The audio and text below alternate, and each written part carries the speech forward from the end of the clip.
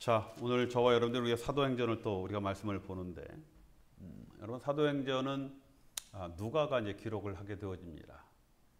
뭐 예수님의 12 사도에는 들어가지 않았지만 유일하게 또 이방인으로서 이 사도행전과 누가복음을 쓰죠. 이제 또 누가복음을 쓰고 이어서 사도행전을 이제 쓰게 되어지는데, 자 여러분. 이 사도행전을 쓸 수밖에 없는 결정적인 이제 그 단서와 이유를 그 앞에 우리 사도행전 1장 4절에 보면 이렇게 말씀을 하고 있습니다. 사도와 함께 모이사 그들에게 분부하여 이르시되 예루살렘은 떠나지 말고 내게서 들은 바 아버지께서 약속하신 것을 기다리라, 이 말씀. 그렇죠? 자, 이제 결국은 이제 성령을 말씀을 하시는 것이고, 또 하나님께서 이제 새 언약으로 또 우리에게 또 보내신 예수 그리스도를 또 우리가 이 땅에 증거하는 그런 증인된 삶을 살기 위해서 정말 우리에게 필요한 이 성령을 이제 보내주실 것이다라는 그런 약속과 함께 이제 이 사도행전, 다른 말로 우리 성령 행전이 이제 시작되어진 것을 이제 예고를 하고, 이제 이 누가가 이제 사도행전을 이제 기록을 하게 되어집니다. 자, 우리가 아는 것 같이 사도행전 2장에 보면은 이제 오순절에 성령 강림의 역사가 일어나게 되어지고, 자 성령 강림이 오심으로 말미암아 본격적으로 우리 주님께서 말씀하신 증인된 삶을 이제 우리가 살아가게 되어지는 겁니다.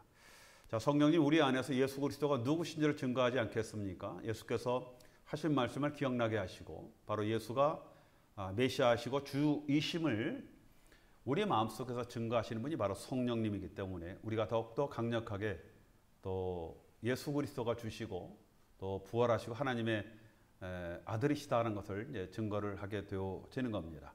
자, 이제 모든 제자들은 이제 성령과 함께 이제 새로운 이 행전들을 이제 써 나가는 이야기가 바로 이제 사도행전 이야기고, 자, 이 성령이 오심으로 말미암아 초대교회가 이제 시작되어졌다라고 여러분들에게 말씀을 드렸습니다.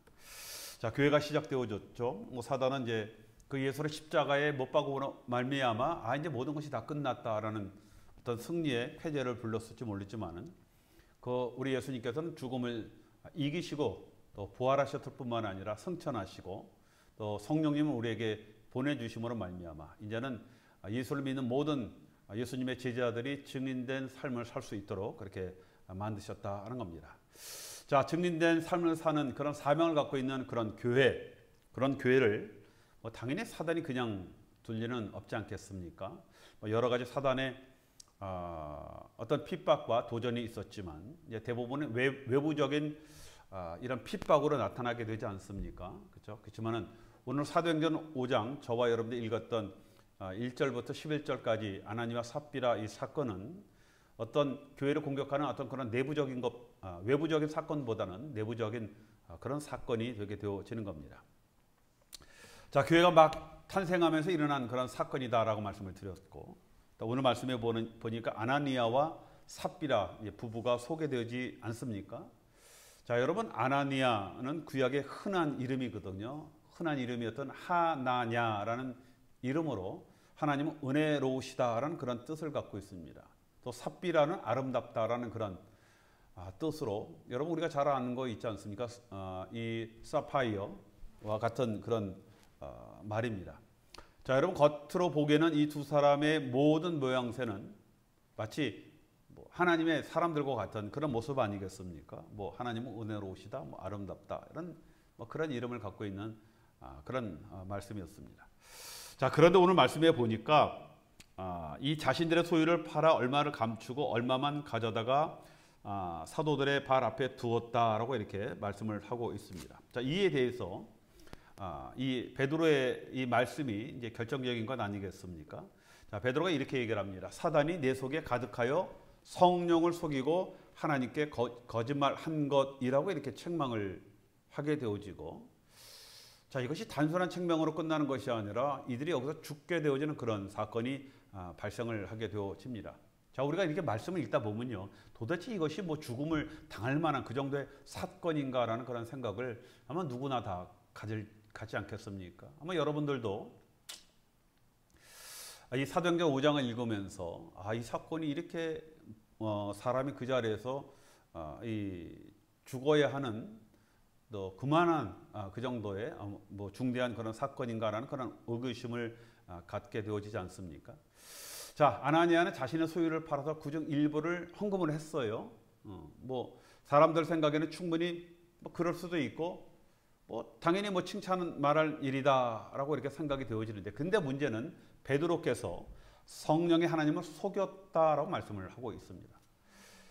뭐 재산을 팔아서 뭐 일부는 헌금을 드렸고 또 일부는 그냥 자기가 그냥 사용을 했는데, 근데 문제는요, 이것은 우리의 평가가 아니라 사도 베드로가 성령 하나님을 속였다라고 말씀을 하고 있습니다. 또 2절에 보니까 그 값에서 얼마를 감추매라고 했는데, 여러분 감추다라는 이런 단어는요, 그냥 뭐 어느 일부를 내가 이렇게 띄어서 두었다 정도가 아니라 이것은 횡령하다라는 그런 뜻을 갖고 있습니다. 그렇죠? 바치기로 또 이 말은 바쳤다고 말하는 전 재산 중 일부를 빼돌렸다라는 그런 뜻을 말씀하는 것입니다.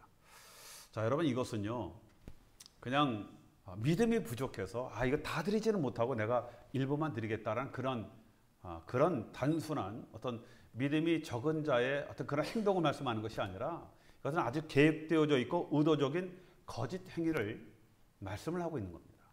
처음부터 계획적으로 또 그렇게 하도록 준비해서 그렇게 왔다라는 그런 의미가 이 안에 포함되어 있습니다. 자, 여러분 4장 끝에 보면요, 바나바라는 그런 사람이 자신의 밭을 팔아 당시 어려운 사람들과 함께 나누기 위해 헌금을 했다라고 말씀을 하고 있지 않습니까? 자, 이것을 보고 아나니아도 땅을 팔아서 헌금을 하겠다라고 이렇게 하였습니다. 그런데 문제는요, 사람들에게 자신의 의를 보이고자 의도적인 헌금을 하려 한 것이다라는 겁니다. 자, 여러분 이렇게 따지면 뭐 솔직히 우리 가슴에 뜨끔하지 않는 사람이 도대체 어디 있습니까? 그렇죠? 내가 하나님 앞에 이렇게 들으면서 하나님 이거 정말 저도 어렵게 벌은 건데 그래도 하나님 정말 교회와 또 하나님 나라를 위해서 사용하겠습니다 라는 어떤 그 뭔가 좀 뿌듯하고, 누가 그것 때문에 격려해주고 위로하면 정말 마음에 더 이렇게 뿌듯한 마음이 드는 것, 뭐 다 그 사람들이 갖고 있는 그런 심정 아니겠습니까? 그렇죠? 그런데 문제는요, 아나니아도 그런 단순한 그런 심정에 의한 그런 의도적인 행위는 아니었다라는 겁니다. 자, 3절의 말씀과 같이 그 안에 뭐라고요? 사단이 가득하여. 이게 결정적인 그 아나니와 삽비라의 상태를 상징적으로 말씀을 하고 있습니다.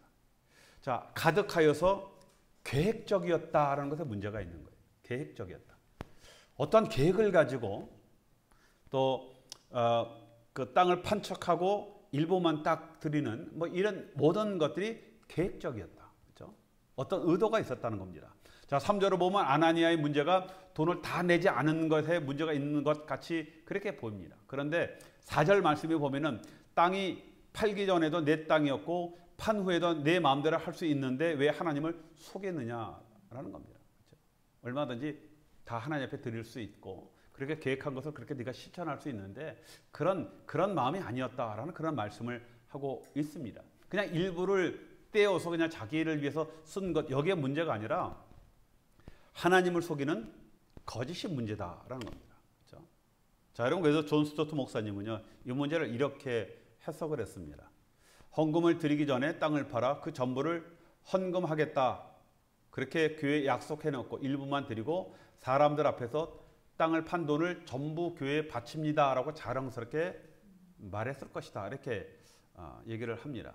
근데 저는요, 그렇다고 이 정도로 때문에 죽어야 할까라는 생각에 저는 의문이 있어요. 솔직히 지금도 이런 마음 갖고 헌금하는 분들이 있거든요. 솔직히. 그렇죠? 저는 이 정도 문제가 아니다라고 봐요. 아주 의도적이고 계획적이고 자기 어떤 그런 행위를 포장시키면서 교회에 사단적 침투를 하기 위한 아주 사단의 전략적인 계획이었다. 근데 거기에 아나니아와 삽비라가 사용되었다라는 그런 얘기입니다. 여러분, 베드로가 사단이 가득하다라는 것은 뭐예요? 이것은 성도가 아니다, 그 얘기입니다. 마귀라는 거예요. 그렇죠? 아주 구체적으로 계획적으로 교회를 딱 포장을 해서 들어와서 교회에 이런 거짓을 완전히 심고자 하는 그런 의도적 행위가 이 안에 포함되어 있는 겁니다. 자, 그래서 여러분 사단의 계획이 들어오는 것이죠. 계략이.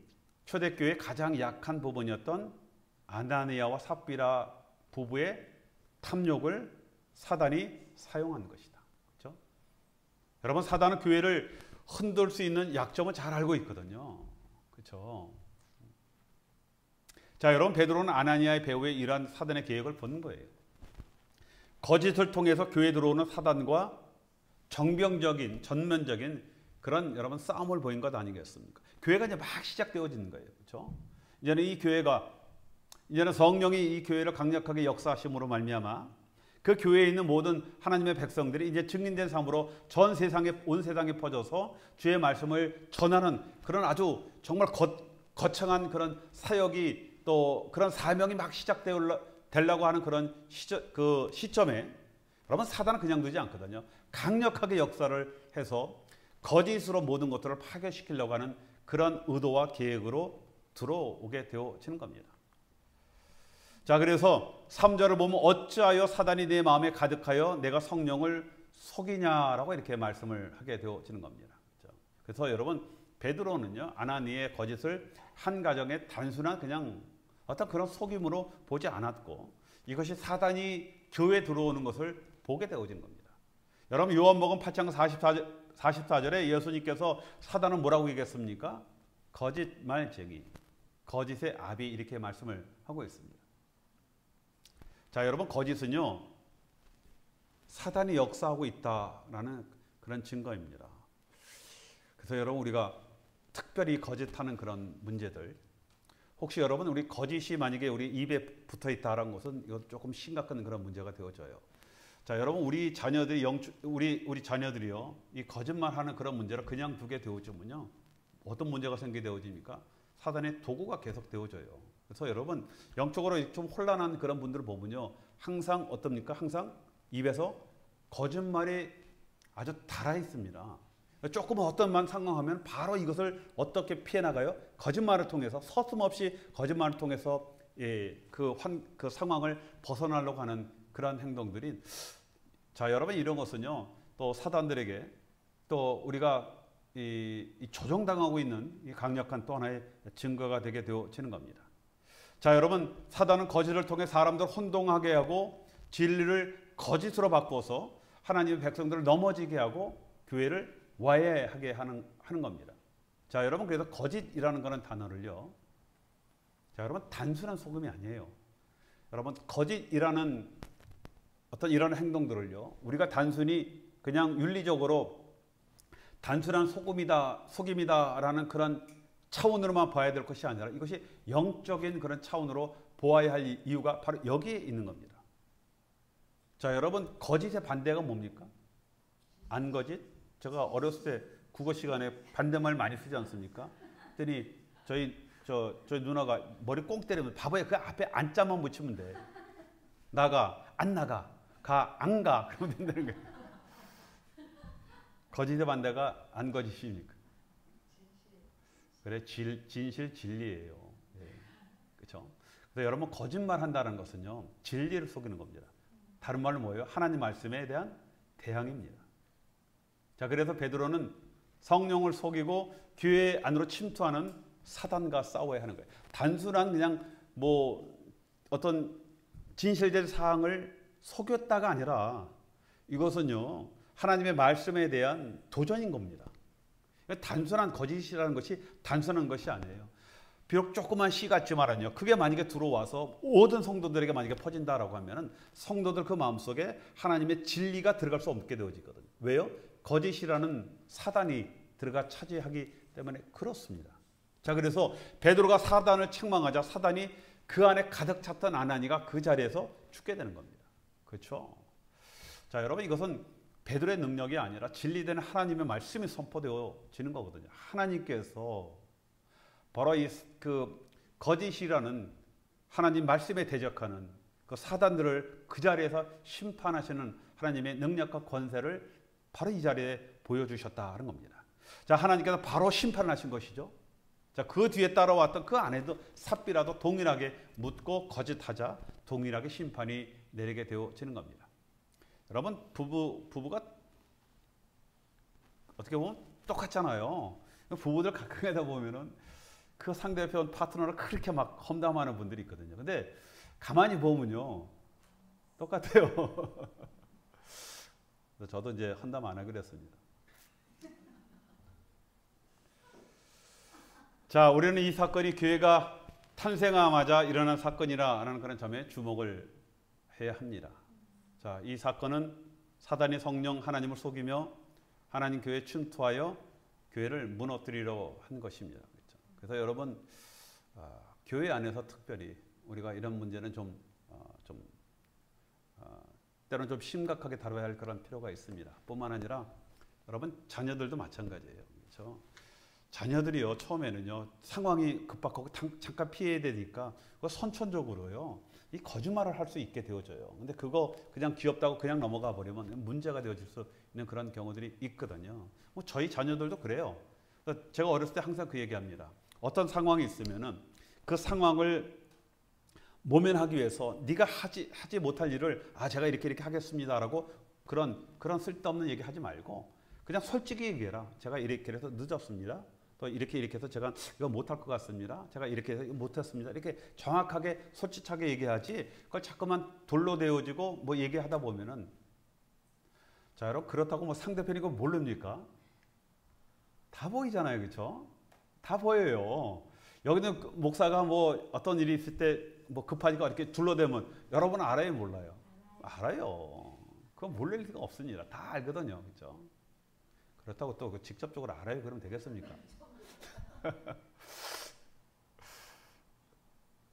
자, 여러분 만약 여기서 아나니와 삽비라를 사랑과 은혜로 용서하고 회개 없이 그대로 교회에 들어왔다라고 한다면은 초대교회는 결코 지금 우리가 부르는 그런 초대교회가 되지 못했다는 겁니다.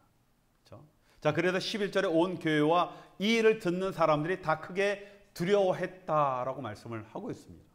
자, 여러분 그래서 교회에서 권징이라는 것은요, 교회의 중요한 지표가 되어진 겁니다. 그래서 교회 안에 권징이 없다는 것은 우리는 교회가 아니다라고 이렇게 얘기를 합니다. 그래서 여러분 교회에 권징이 굉장히 중요한 거예요. 네, 교회가 권징하면 사람들 어떻게 됩니까? 삐져서 나가버리니까 이 교회가 권징을 못하는 그런 세상이 되어져 있지. 하지만 굉장한 이 권징이라는 것도 굉장히 두려움과 떨림으로 해야 되겠죠. 당연히요. 그렇죠?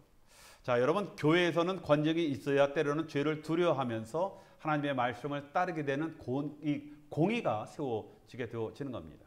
회개 없이 또 사람의 생각과 정으로 문제를 덮으려고 할 때 하나님의 공의와 정의가 무너지게 되어지는 경우가 있거든요. 자, 여러분 우리가 사랑으로 용서하는 거 굉장히 중요하거든요. 뭐만은 교회가 사랑의 공동체인데 그냥 사랑으로 덮읍시다. 물론 사랑으로 덮어야죠. 그렇죠? 그렇지만 때로는 권징이나 그 죄에 대한 정확한 어떤 해석과 거기에 대한 대가를 치르게 하는 것도 여러분 이것도 대단한 사랑이 되게 되어줄 수 있다는 겁니다. 자, 여러분 때로는 우리 안에 있는 탐욕이 거짓을 정당화할 수가 있죠. 그렇죠?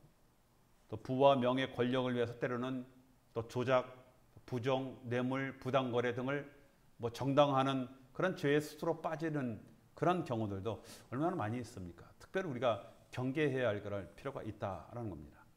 자, 하나님께서는 하나님의 공동체와 교회에 이러한 탐욕과 거짓이 들어오는 것을 철저히 막으셨다는 겁니다. 초대교회에서부터 시작되어지는 거거든요. 여러분 초대교회에 우리가 사랑의 공동체, 그래서 그 사랑만 강조하는 것이 아니라 이런 정확한 이런 죄에 대한 권징이 있었다는 것들을 우리가 기억을 할 필요가 있습니다. 그렇죠? 그렇게 하지 않으면 사단이 들어오기 때문에. 자, 여러분 여호수아 7장에 보면 어떤 사건이 나옵니까? 아간 사건이 나오거든요. 하나님께서 여리고성에서 금하신 전쟁 노획물을 도둑질한 것을 하나님께서는 결코 그냥 두지 않으셨거든요. 그냥 지나가지 않으셨어요. 금덩어리 좀 하고 외투 좀 몇 개 좀 슬쩍 했거든요. 여러분 하나님 공동체에 거짓과 탐욕이 들어오는 것을 결코 방관하지 않았다는 겁니다. 그 온 가족이 아골골짜기에 돌로 맞아서 묻지 않습니까? 우리는 이 사건이 그 정도로 온 가족이 돌에 맞아 죽어야 할 그런 사건입니까? 하나님 이렇게 잔인하십니까? 라고 얘기할 것이 아니라 자, 여러분 이것은 어떤 사건이냐고요? 하나님과 사단과의 싸움이셨다는 겁니다. 자, 그래서 외털 한 벌과 조그만 금덩어리와 은덩어리로 온 가족이 죽어야 하는 겁니다. 그래서 하나님은 하나님의 공동체를 보호하셨다는 겁니다. 자, 이러한 형벌은 받는 것은 하나님은 너무 이 잔인하다라는 그런 생각의 차원과 엄연히 다른 그런 이야기이기 때문에 그렇습니다. 자, 그만큼 거짓과 세상적인 탐욕에 대한 하나님의 심판하심을 깨달아야 하고, 자, 이것은 단순한 탐욕이 아니라, 자, 사단들에 대한, 또 사단들이 하나님의 공동체와 하나님 나라를 무너뜨리기 위한 그런 계획이었다는 것을 우리가 깨달아야 할 필요가 있습니다. 자, 아간과 아나니아 이야기에서 나타난 거짓과 탐욕에 대해 때문에 하나님의 백성이 승리에 찬 전진을 때로는 일시적으로 중단되어진 것을 우리가 잊어서는 안 되거든요. 그렇죠? 그 하나의 사건으로 인해서 전혀 생각지 않았던 그 아이성에서 많은 사람들이 죽게 되어지거든요. 아마 제 기억에 35명이 아마 용사들이 죽게 되어지는 그런 불운의 사건이 일어나게 되어지는 겁니다. 자, 사단의 이러한 공격은 예수님의 12제자 중 하나였던 유다까지 사용을 하였다는 겁니다. 요한복음 12장 6절에 그는 도둑이라 돈깨를 맞고 거기에 넣은 것을 훔쳐감이라 라고 말씀을 하고 있어요. 뭐라고요? 도둑이라고 얘기했거든요. 자, 여러분, 유다가 나중엔 예수님 은산십에 결국 팔아넘기게 된 것 아니었습니까? 또 바울의 제자였고 신실한 선교 동역자였던 데마라는 사람이 있었거든요. 디모데후서 4장 10절에 보면 사도 바울이 로마 감옥에 두 번째로 투옥되었을 때 데마는 뭐라고요? 믿음과 교회를 버리고 세상을 사랑하여 늙고 병든 스승 사도 바울을 떠나 데살로니가로 이제 갔다라고 이렇게 말씀을 하고 있습니다. 자, 세상을 사랑하는 그런 마음을 버리지 못하면 언젠가는 다시 사단에게 넘어가게 되어지는 것 아니겠습니까? 정확하게 확실하게 끊지 않으면요, 이런 문제가 일어나는 거예요. 그렇죠? 자, 여러분, 성경은 악이 있는 거짓에 대해 강력하게 하지 말 것을 말씀을 하고 있죠. 그렇죠? 에베소서 4장 25절에 보면 그런즉 거짓을 버리고 각각 그 이웃과 더불어 참된 것을 말하라. 이는 우리가 서로 지체됩니다. 여러분, 시편 5장 5편 5절 6절에 보면 이렇게 말씀을 하고 있습니다. 주는 모든 행악자를 미워하시며 거짓말하는 자들을 멸망시키시리니. 그렇죠? 단순한 거짓이 아니라 이 거짓은 하나님 나라, 하나님 진리의 말씀에 대한 대적하는 그런 자를 말씀을 하는 겁니다. 그렇죠? 그래서 여호와께서는 피 흘리기를 즐기는 자와 속이는 자를 싫어하시나이다, 이렇게 말씀을 하고 있습니다. 자, 여러분, 우리가 결론을 맺습니다. 우리는 세상의 탐심과 거짓을 여러분 조심해야 되거든요. 그렇죠? 악의적인 거짓은 우리 입에서 나오지 못하도록 절대적으로 막아야 하는 겁니다. 여러분, 잘 모르고 우리가 거짓을 할 수 있거든요. 그렇지만 뻔히 알면서 상대편을 넘어뜨리고 속이기 위한 이런 악의적인 그런 거짓은 하나님이 절대적으로 싫어하신다라고 분명히 말씀을 하고 있습니다. 뭐 누구나 실수나 잘못을 할 수 있죠. 그렇죠? 그러나 하나님 앞에서 철저히 회개하고 잘못을 인정하고 여러분 복종할 줄을 알아야 하는 겁니다. 여러분, 책망과 징계를 겸손히 받아야 하는 것 아니겠습니까? 자, 거짓을 가리기 위해 계속 우리가 거짓을 행할 때 그에 따른 심판이 있다라는 것을 우리가 두려워해야 하는 겁니다. 자, 여러분, 우리도 이런 사단 속임수에 빠져들 수가 있죠. 절대적으로 우리가 사용되어지지 않도록 어떻게 합니까? 우리 입에서 진실이 나올 수 있도록, 하나님 말씀이 나올 수 있도록 행하는 거예요. 자, 여러분, 우리 입에서 거짓이 나올 수도 있지만 하나님의 진리의 말씀이 나올 수가 있거든요. 자, 그럴 때 여기에 선택은 저와 여러분들, 우리한테 있습니다. 거기에 대한 책임이 누구한테 있습니까? 나한테 있다는 것들을 우리가 두려움과 떨림을 가져야 한다는 겁니다. 자, 그래서 우리가 사단에게 사용되지 않도록, 사단이 우리를 코를 껴서 끌고 가는 게 아니라 내가 사단에게 그런 틈을 주기 때문에 사단이 우리를 장난치고 우리를 사용할 수 있는 그런 권한이 생기게 되어지는 것, 거기에 대한 책임은 바로 나에 있다는 것을 우리가 깨닫고, 우리가 철저히 더 하나님 말씀에 복종하고 더 겸손하면서 우리가 하나님의 신실한 제자가 되어지는 저와 여러분이 되시길 주님의 이름으로 축원드리겠습니다.